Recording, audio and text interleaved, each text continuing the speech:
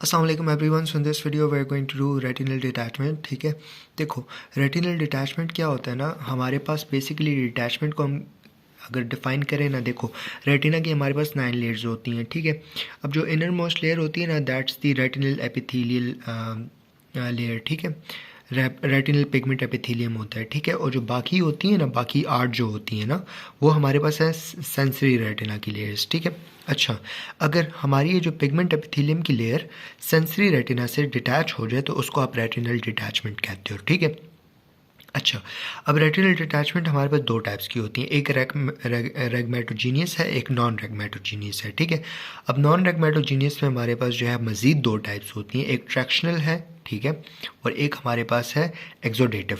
ठीक है, अच्छा, सबसे पहले मैं आपको बता देता हूँ कि रेगमेटोजीनियस में क्या होता है कि रेगमेटोजीनियस में बेसिकली हमारे पास ना रेटिनल डिटैचमेंट होती है। क्यों होती है? क्योंकि हमारे पास जो सेंसरी रेटिना की जो लेयर थी ना, उसमें ब्रेक आ गया। ठीक है, उसमें ब्रेक आ गया। अब उसकी ब्रेक की वजह से क्या होता है, यहाँ से हमारे पास विट्रस फ्लूइड जाता है अंदर। ठीक है, और जो सब रेटिनल स्पेस है ना, इसमें एक्यूमुलेट कर जाता है, और जब यहाँ पे एक्यूमुलेट कर जाता है तो रेटिनल डिटैचमेंट हो जाती है। ठीक है, और नॉन जो रेगमेटोजीनियस होता है ना, उसमें बेसिकली हमारे पास कोई सेकेंडरी कॉज हो सकती है। अब इसमें मैंने कहा एक ट्रैक्शनल होता है और एक हमारे पास एक्सोडेटिव हो गया। ठीक है, अब जो ट्रैक्शनल है ना, इसमें देखो हमारे पास जो विट्रस वो होता है ना,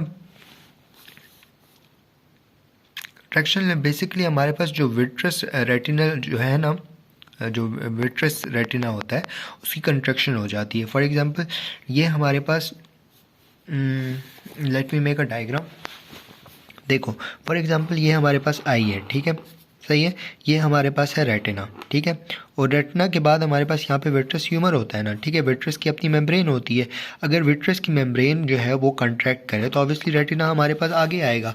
ठीक है, तो ये जो ट्रैक्शनल होता है ना, इट्स बिकॉज ऑफ दिस। ठीक है, और जो एक्सोडेटिव होता है ना, एक्सोडेटिव में बेसिकली क्या होता है, जो हमारे पास पिगमेंट एपिथेलियल में वो है ना, ठीक है,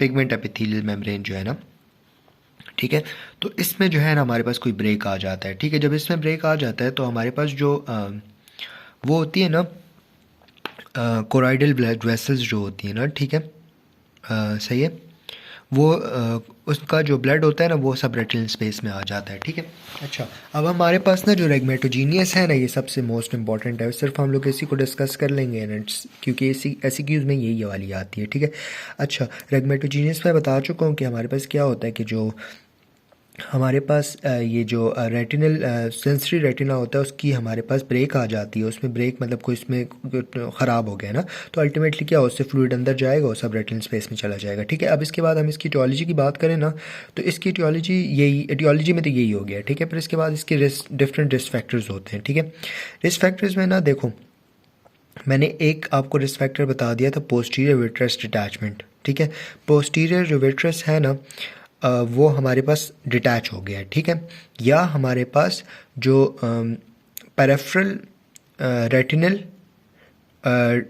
डीजनरेशन हो। ठीक है, ठीक है, जिसमें हमारे पास 2 टाइप्स होती हैं, एक लैटिस होती है और एक हमारे पास स्नेल पैटर्न की होती है। ठीक है, अच्छा, फिर इसके बाद हमारे पास जो हाई मायोपिक पेशेंट्स होते हैं उनमें भी हो सकता है। ठीक है, ट्रॉमा हो गया, एफेकिया हो गया, सूडो एफेकिया हो गया। दोबारा बताता हूँ, रेगमेटोजीनियस जो हमारे पास वो है ना, इसकी रिस्क फैक्टर्स क्या है ना, रिस्क फैक्टर्स में सबसे पहले हमारे पास आता है पोस्टीरियर विट्रस डिटैचमेंट। ठीक है, अच्छा, फिर इसके बाद हमारे पास नेक्स्ट जो है ना, that's the peripheral retinal degeneration, जिसमें लैटिस आ जाएगा और एक हमारे पास इसमें आ जाएगा स्नेल पैटर्न का। ठीक है, अच्छा, फिर नेक्स्ट जो है वो मायोपिया, हाई मायोपिया। ठीक है, हाई मायोपिया के बाद ट्रॉमा आ जाता है, एंड फिर एफेकिया एंड सूडो एफेकिया आ जाता है। ठीक है, अब हम टाइप ऑफ ब्रेक की बात करते हैं। देखो टाइप ऑफ ब्रेक में ना हमारे पास सबसे पहले होल बन सकता है। ठीक है, रेटिनल होल। ठीक है, फिर रेटिनल टेयर्स होते हैं। ठीक है, टेयर के बाद हमारे पास जो है इसमें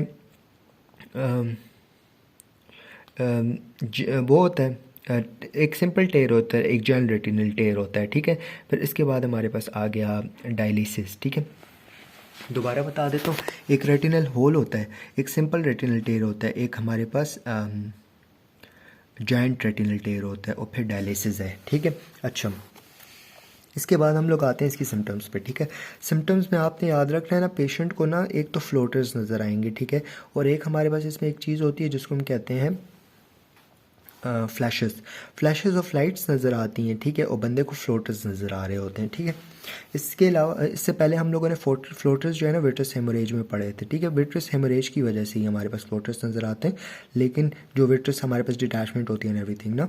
इसके अलावा हम फ्लैशेस का बता चुका हूँ। इसके अलावा हमारे पास sudden painless loss of vision होती है, ठीक है, sudden painless loss of vision होती है, ठीक है।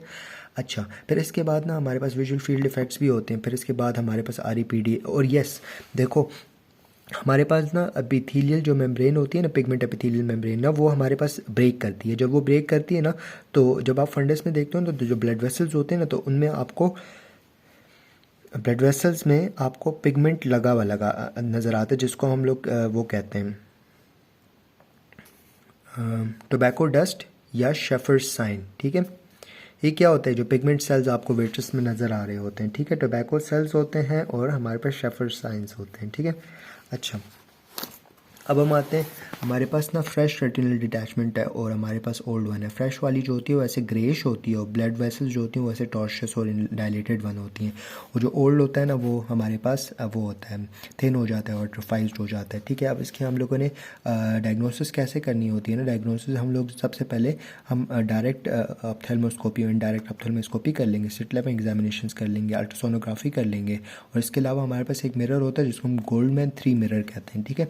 दोबारा बता देता हूँ, डायग्नोसिस के लिए आपने क्या करना है, ऑप्थेल्मोस्कोपी करनी है, डायरेक्ट इनडायरेक्ट, ठीक है। फिर इसके बाद रेगमेटोजेनिस के लिए आपने रात है ना, रात से याद रखो कि 3, बस इस तरह कुछ याद कर लो ना, ठीक है। तो गोल्डमैन 3 मिरर है, ठीक है। इसके अलावा हम अल्ट्रासोनोग्राफी में भी स्कैन भी करते हैं, ठीक है।